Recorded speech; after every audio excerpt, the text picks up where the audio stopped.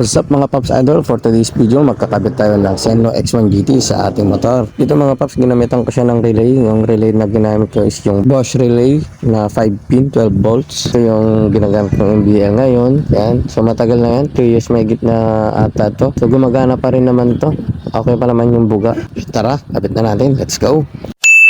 Mga Paps, pinagdikit ko lang yung balas ng X1 GT. Ginamitan ko lang siya ng cable tie para maayos tignan.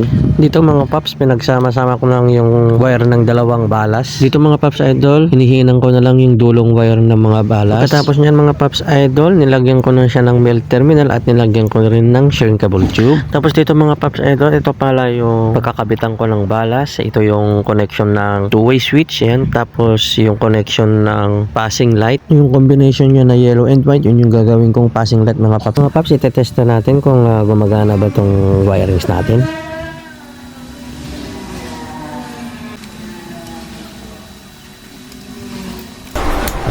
So,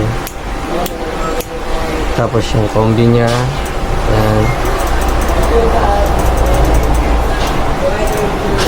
Okay.